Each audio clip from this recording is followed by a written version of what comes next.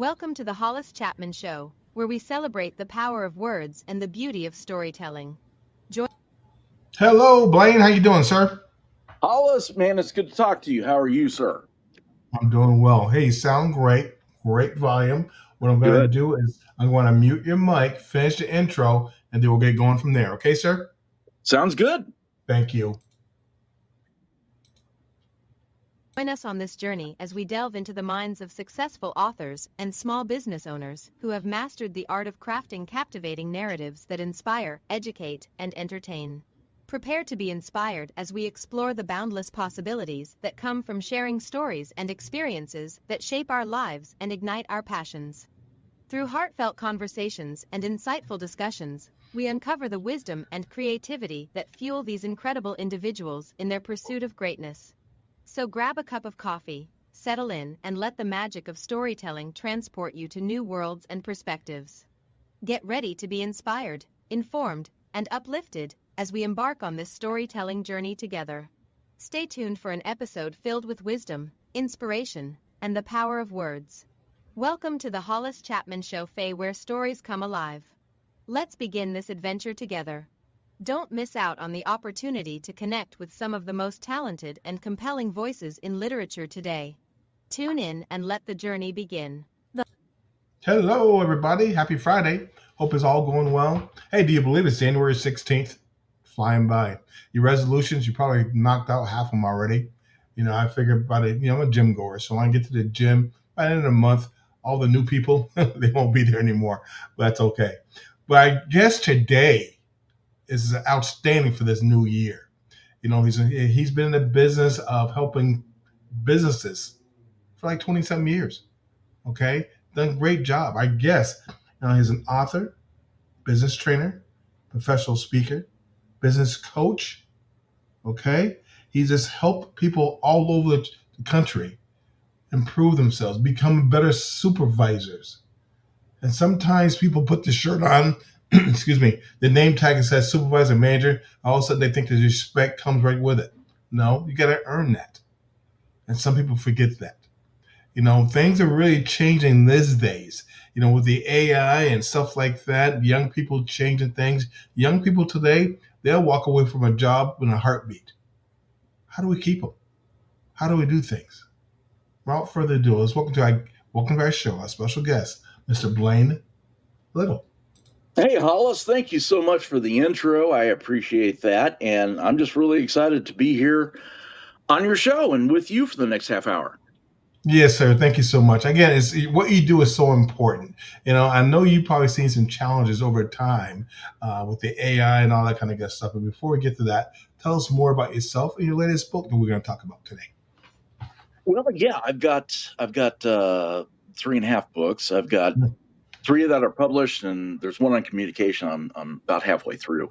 But the one on management and leadership, I entitled it, Hollis, I called it Avoiding Managerial Mistakes, Missteps, and Misunderstandings. Yeah. And the only reason why I named it as such was just to trip up podcast hosts. That's all. You got that right. Yeah.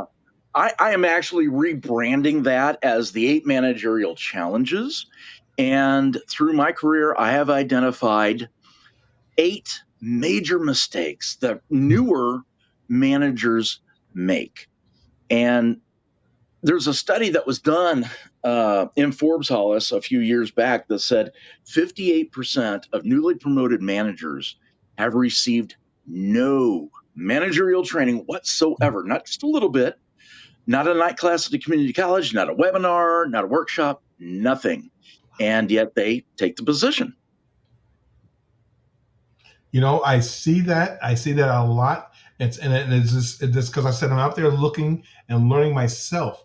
And I look at something, I go, when I was talking to a friend of mine who worked at a certain place, again, I won't mention names, but I said, do they have training for this company? The company is like 6,000 stores strong. So it's a huge company.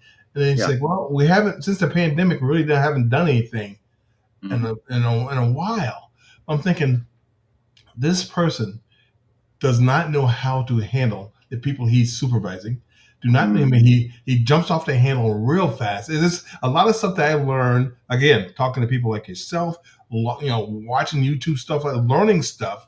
This person is just going by what he's learned years past, and that's it. It's so weird. What have you seen lately that the internet AI has changed things when it comes to managerial and supervising? Well, we're really just dipping our toe into artificial intelligence, Yeah. Hollis. And everybody says, ooh, artificial intelligence is so new, just been around for a few years. No, Grammarly, the word Microsoft Word correction program, that's been around for over 15 years. That Mm. is artificial intelligence because it recognizes context rather than just misspelled words. So AI is nothing new. It's been with us for a while. And here's the thing: management is not a technical field. It is a people business. Yeah. And sometimes some managers don't quite get that. But AI can be a wonderful tool. It's certainly not going to replace it will replace some positions, yes, Yeah. but it's not going to replace the need for managers, fortunately. Yeah. In your book, you mentioned effective communication and avoiding managerial mistakes. So, how important is it for a supervisor, a manager, learn to communicate, learn how to talk to people, he'll learn to, if he's got 10 people, those are 10 different people he's got to learn how to mesh Yep. together, talk to. Yep. Give It, some tips on that. Go ahead. you're exactly right. I mean, and that is the way to look at it. It's not just one group. It really is a collection of 10 people, and you have to keep that in mind. But a lot is to do with feedback Yeah. and just eliciting that good feedback and making sure that they understand what it is that you put out there, because it's not just managers. Yeah, it's me, it's you, it's my wife, it's everybody on the planet. We say something and it sounds good in our own heads, and we put it out there. We understood it because we're the ones who created the thought, but other people don't necessarily pick up on it. And so that's why feedback is so hugely important, really, for anybody, and just confirming that they truly understand what the task is. It's when I see too sometimes what a problem is that sometimes managers, supervisors get a little insecure, so they don't want to teach too much because they're afraid of their own job and stuff like that. And to me personally, I think that's crazy, but it Yeah. happens. It's like I'm thinking, I don't want your job, but just help me do a better job so we all can look good together. What advice do you give people who get real insecure about their position? Well, if they are insecure about their position, then that means they don't believe that they bring enough of their own self, their own skills. Because if you're a top notch manager, you're pretty much going to be irreplaceable almost. Yeah. Not completely, but you're going to make yourself indispensable with that company. And that's just the thing, is to do that, make yourself indispensable for the company and for your team. And again, it goes back to understanding that if you have a team of 10, it really is 10 individuals. Yeah. You really stress the importance of culture of accountability in the workplace. So give us some ideas about that accountability. Again, I think some people, when it comes to accountability, they get afraid to sit there and make a mistake. They get afraid, and it's like, I'm a former athlete, so make mistakes is part of what we do. But when you pick yourself up, you redo it, and don't try to make the same mistake twice. Give us a little tip as a new supervisor, the accountability of in the workplace. Yeah, well, it kind of goes back to the same personality that we were just talking about. Is do people believe that they are good enough?